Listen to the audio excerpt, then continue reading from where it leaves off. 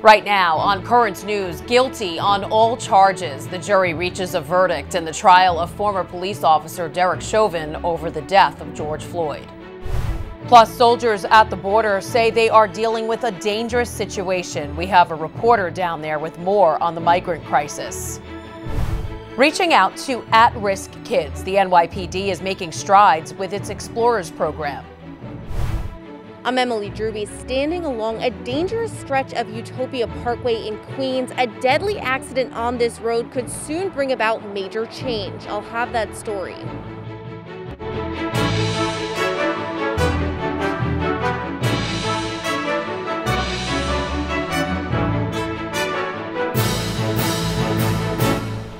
Good evening, I'm Christine Persichetti. A jury finding former police officer Derek Chauvin guilty on all counts for killing George Floyd. The judge reading the verdict. We, the jury, in the above entitled matter as to count 1, unintentional second-degree murder while committing a felony, find the defendant guilty. This verdict agreed to this 20th day of April 2021 at 1:44 p.m. I have to thank you on behalf of the people of the state of Minnesota for not only jury service, but heavy-duty jury service. The jury of 5 men and 7 women deliberated for 4 hours Monday afternoon and then met again Tuesday before coming to a decision. They found Chauvin guilty on all 3 charges of second-degree unintentional murder, third-degree murder, and second-degree manslaughter. Chauvin knelt on Floyd's neck for almost 9.5 minutes as Floyd was handcuffed and lying on the ground last May. Video of Chauvin on Floyd spurred months of protests across the country and reanimated the movement against police brutality against black men. Floyd was initially put under arrest over a counterfeit $20 bill. Chauvin will stay in jail until his sentencing in 8 weeks. Second-degree murder carries a maximum sentence of 40 years, third-degree murder 25 years, and second-degree manslaughter has a maximum of 10 years. In Minneapolis, crowds gathered outside of the courthouse seemed stunned and relieved after the verdict was announced. A similar scene playing out in other cities. The city of Minneapolis has spent months preparing for the trial and for the potential of unrest over the verdict. In other cities like Chicago, businesses boarded up their windows. The NYPD says they will have community affairs officers on the front lines of protests. The Archbishop of St. Paul and Minneapolis is praying for peace after the verdict. We can't control what happens in the trial. We can't single-handedly force healing to those who feel the wound of racism in our land. We can't bring George Floyd back to life or Dante Wright back to life. Does that mean that we do nothing? Absolutely not. Archbishop Bernard Hebda asked all priests in the Archdiocese to join him in offering a special Mass for peace. Current News will have reaction to the verdict and how the church is ministering to the faithful on Wednesday. The Biden administration is banning the term illegal alien. Immigration enforcement agencies will instead use undocumented non-citizen when talking about migrants. They would also use integration instead of assimilation. It's part of the president's effort to roll back the previous administration's policies and build what he calls a more humane immigration system. The White House is walking back President Biden's comments calling unaccompanied minors at the border a crisis. The president does not feel that children coming to our border seeking refuge from violence, economic hardships, and other dire circumstances is a crisis. The White House said he was instead speaking about the crisis in Central America, which is what the migrant children are running from. Our national correspondent for the Tablet and Crux, John Lavenberg, is at the border in Hidalgo right now. He joins us to talk about what he's seeing. So, John, describe to us where you are exactly right now. Right now I'm in Hidalgo at the end of South 15th Street. And so you follow this street, it turns into a dirt road, and you follow it up and you walk up this little hill and you get to a bike path where a lot of local families, a lot of people like to use it, and it's used regularly. Cyclists, teens in the area use it. And then you go a little ways up and you run into Border Patrol. And then to your right, you see the wall, and you can just walk along the wall to your right. And so that's where I am right now. I'm along the U.S.-Mexico border, right along the wall. To my left right here is the tall metal wall, and then along this way it becomes concrete. And then on the left side, on the other way, there is no wall or anything. It's just the woods, and it's marked by a pole in the ground that Border Patrol doesn't let anyone cross. I know you were with a Catholic priest today. Tell us what he showed you and talk a little bit about what Catholics are doing there at the border. Sure. I was in Donna, Texas today with Father Yanturo of St. Joseph's Catholic Church. And when I was with him, what he showed me, he brought me to a local colonias, which is, it was just a neighborhood that's really run down. He said it's where a lot of migrants, a lot of undocumented live in the area. And while we were there, he showed me a lot of these homes and just the conditions. There's trash everywhere. There's just homes that are barely functionable almost. It's just a very desolate environment. And it's kind of at the edge of Donna right before you get to fields that it then goes to the border. So we were there. We drove through there. And he just basically showed me what was going on. And he's someone that when people come here, when they cross, when they are undocumented, he helps them get on that path to migration and immigration status. So I know you weren't able to speak with Border Patrol, but you did speak with some military guarding the border. What are they saying about the situation there? What they said is the spot that I'm in right here is actually one of the hot spots. The Rio Grande to my left across the wall is not far away at all. So it's right here. And they said between primarily the hours of 2 a.m. and 5 a.m., this becomes a hot spot for people to try and cross. And it's not the safest area. And that's why they try and keep people on that bike path opposed to where I am right now. So that's what they said. They said that the people that try and cross, they know their shift changes, things like that. They try and plan it out accordingly like that. And so they said, one did say that the situation does get pretty dangerous, pretty bad sometimes. And what they do is how they've been able to help with the situation is they contact Customs Border Patrol when they see someone trying to cross. And they said that Customs Border Patrol is there almost immediately to apprehend the individual. Wow. All right, John, stay safe. John Lavenberg, our national correspondent for the Tablet and Crux. Keep us updated as things progress. We'll catch up with you tomorrow. Will do. Thanks so much.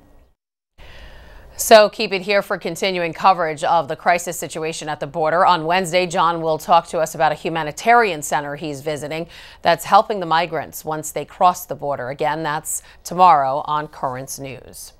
2 toddlers dropped over a border fence are back with their families. Video from last month shows a smuggler dropping the 3- and 5-year-old girls over the fence. According to Ecuador's Ministry of Foreign Affairs, their parents live in New York. The agency did not say they've been reunited with them, only that they are with family members. With U.S. forces set to withdraw from Afghanistan, national security expert and U.S. combat veteran Adam Roosevelt says the move endangers the progress made in human rights over the last 20 years. For women and minorities, they are the ones who don't have the voices. So the American presence in those regions essentially became a big brother, someone they could go to, someone who would enforce global peace and make sure there was a checks and balances. According to the Biden administration, roughly 3,500 U.S. troops will leave Afghanistan by September 11th, the 20th anniversary of the deadly terror attacks on the World Trade Center and the Pentagon. NYPD officers are creating bonds with young people in their community. Teens with a passion for law enforcement but live in neighborhoods that expose them to gangs and drugs are the focus of the Explorer program. Jessica Easthope spoke with the officers and the young people they mentor. Walking into a police officer's world isn't an easy thing to do. But 14-year-old Troy Douglas is up to the challenge. We do scenarios like domestic violence, traffic stop, and stuff like that, and we'll basically act it out. As part of being an explorer, she does these scenarios. Troy is an NYPD explorer. She's part of a program for teens who live in neighborhoods that put them at risk of getting involved in gangs, drugs, and violence, but show a passion for law enforcement. Maybe they committed their first offense. We kind of introduce ourselves right there at that aspect and put ourselves right between them and the criminal justice system. Out of the more than 24 kids who take part in the 77th Precinct youth programs, 100% of them do not reoffend. If you see something wrong, say it. In recent years, the NYPD has grown its community policing. Because of the Explorer program, Troy's been able to stay out of trouble and keep her eye on the prize. I know the consequences, and mostly I don't want to get involved because I want to one day be a part of the law enforcement. So I know that I really gotta control my behavior. Now the 77th Precinct is expanding its outreach, introducing the programs to community leaders in Crown Heights like Father Frank Black, the pastor of St. Matthew's Church. I think this is a very hopeful sign. Maybe a sign of policing in the future where it's not just necessarily the punishment, but it's working with other people to make the community better as a whole. And for the neighborhood coordination officers, getting to follow up on the people they serve and protect is the most rewarding part. Saskia Rodriguez sees her job as a neighborhood coordination officer through the lens of a mom and a Catholic. When you see children that have to witness a lot of this crisis, it means a lot to know that they now have more guidance. The officers say they don't always know what's best for every kid, but they know they can make it better. In Crown Heights, Jessica Easthope, Currents News.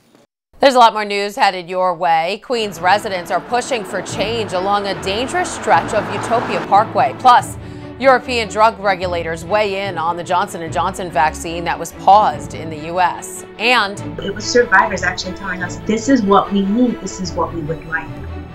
We speak with the Victim Assistance Coordinator for the Diocese of Brooklyn, Jasmine Salazar, as April is Sexual Assault Awareness and Prevention Month.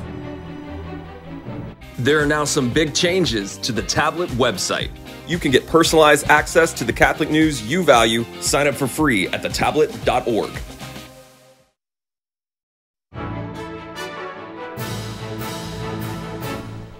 A push for safety on a dangerous roadway. Residents are petitioning the city to study Utopia Parkway after a number of incidents, some fatal, along the roadway. Emily Drooby spoke with the man behind the petition who was hit by a car while on his bicycle. Utopia Parkway, a 5-mile road that stretches through Queens. Businesses, a major Catholic university, schools, all on the street. It's known to locals as a danger. It's just busy. There's a lot of cars making turns without looking for pedestrians. They got to do something about it, like speed bumps or whatever, but it's not safe. Finally, some relief is coming for walkers and bikers. Ben Turner is a big reason why. He's collected over 1,000 signatures to get a complete street study in the area. The avid biker knows the dangers this road brings all too well. A few years ago, he was struck by this car while riding down a side street right off the Parkway. The driver started and hit me, and I flew over the windshield, and my head hit the windshield, cracking it. Ben says he's lucky he's here to retell the story, unlike some. About a year and a half ago, Currents News brought you the story of Madeline Sershin, the 17-year-old St. Francis Prep honors student struck and killed on this parkway by a car. This is our memorial. Her aunt Rita Baravecchio has been fighting for safer streets ever since. Now, thanks to Ben, there's some hope for the families like Rita's who have known the pain unsafe streets can cause. After presenting all of his findings to Queens Community Board 11, of which he is a member, they unanimously voted to approve the study request, meaning the Department of Transportation will come in, do an assessment, and come up with ways to make it safer. They look at things like better pedestrian crossings of streets, traffic calming measures so that drivers are moving at slower speeds. The DOT found streets they've redesigned with the complete street study have had a 20% reduction in injuries. While it's not yet clear exactly what they'll suggest, it's the first major step in fixing the street. I was so happy. So any step that's going to help prevent tragedies, such as the loss of my niece, is a step in the right direction. To Ben, Rita, and the 1,000 others who signed that petition, it's a step that represents hope. Hope of safer streets. Along Utopia Parkway, Emily Drooby, Currents News.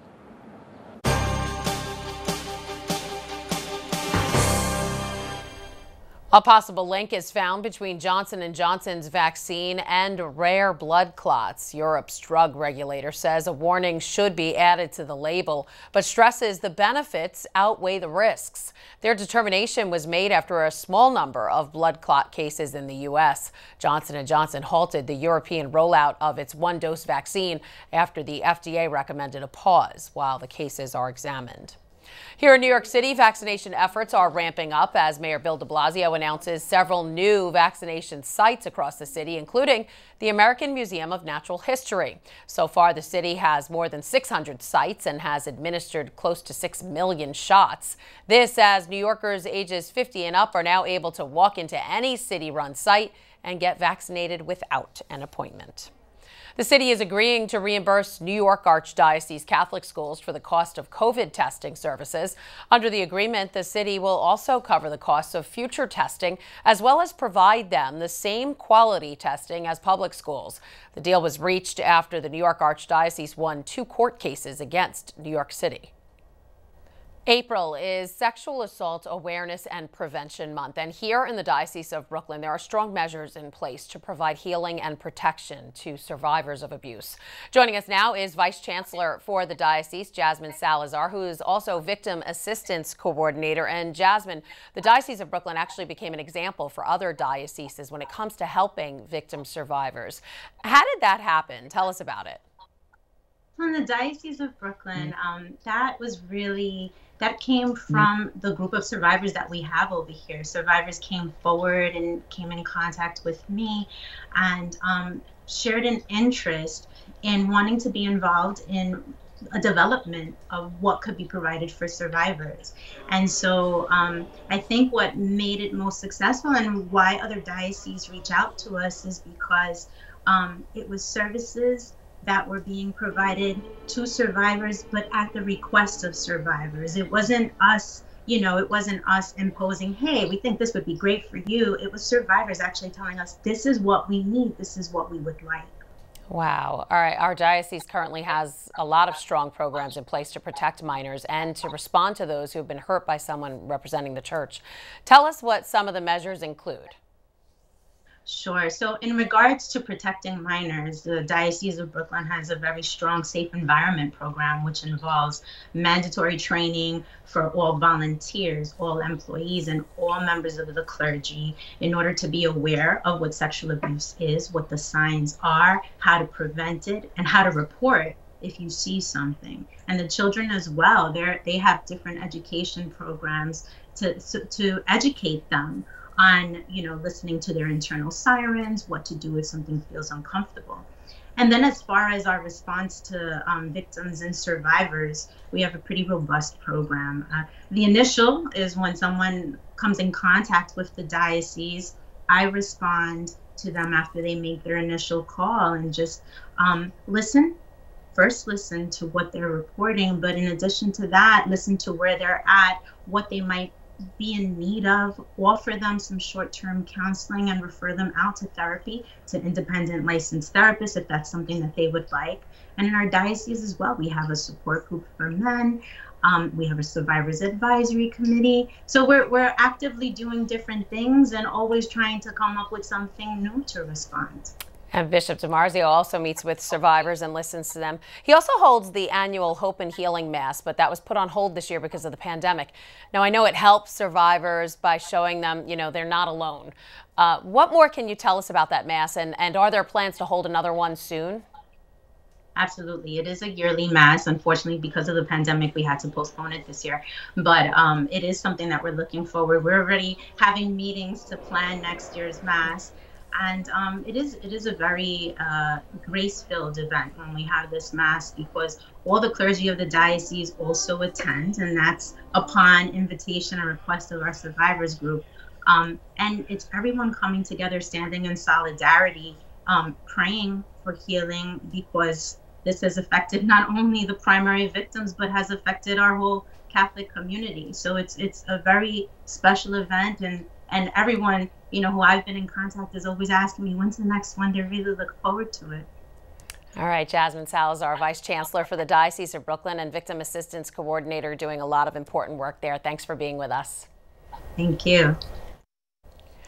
To contact the diocese's toll-free and confidential sexual abuse reporting line, dial 888-634-4499. The Bishop of Brooklyn, Nicholas DiMarzio, highlights Sexual Assault Awareness Month in his latest article in The Tablet. He reinforces the need to protect victims of sexual abuse and prevent further cases. You can read the full article on thetablet.org. On this April 20th, an unofficial holiday for marijuana smokers, free joints were being given out to those who were vaccinated. It was called Joints for Jabs. Anyone who wanted to take part just needed to show their COVID vaccination card in Union Square Park between 11 a.m. and 4:20 p.m. Bishop DiMarzio is against the recreational use of the drug. The church says we should not endanger our health and our lives. This is a danger to one's health.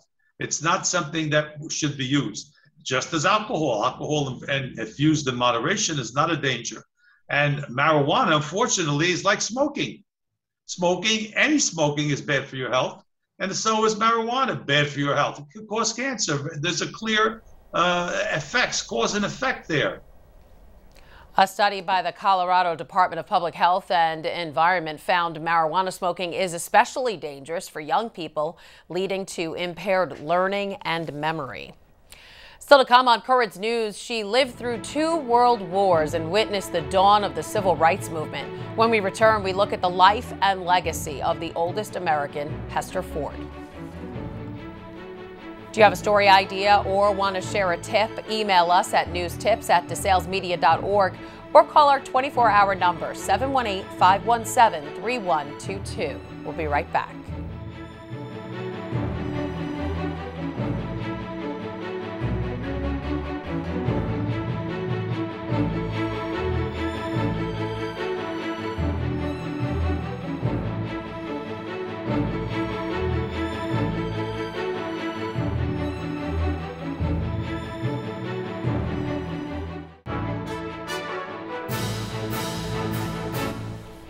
We are celebrating the life of Hester Ford, who was known as the oldest living woman in the U.S. She passed away over the weekend at 116 years old. Trish Williford looks back at her remarkable life and the legacy she left behind. All over the world, Hester Ford is known as the woman who held the key to the mystery of living a long life. But to John Ford, she's simply Grandma. The most loving person you ever want to meet. You couldn't go to her house without getting something to eat. Ford was born in 1904 on a farm in Lancaster County, South Carolina. She met her true love when she was just a teenager. She was only 14. They got married. He was 15. Yeah, that's right. Hester and John Ford moved to Charlotte and started a family. They had 12 children. And when her husband died in 1963 at the age of 57, Ford says his grandmother vowed never to marry again. Living a life and living without him for so long, and she's been on her own so long, she knew that she can do things on her own. For 116 years, Ford lived through it all. Unbelievable times in this country. The pandemic, Great Depression, wars, slavery, a lot of things that she done lived through that most people can only, imagine. Last year, the Charlotte community honored Ford during a special 116th birthday drive-by celebration because of the pandemic. Her family says the secret to her long life was never really a secret. Her faith. That's the only thing that can carry you through all those things is your faith. You have to believe in something greater than what you're going through to make it. That was Trish Williford reporting. In addition to her 12 children, Ford had 68 grandchildren, 125 great-grandchildren, and get this, at least 120 great-great-grandchildren. Wow. And that is Currents News. I'm Christine Persichetti. Thank you for joining us because we are putting your faith in the news. Hope to see you again next time.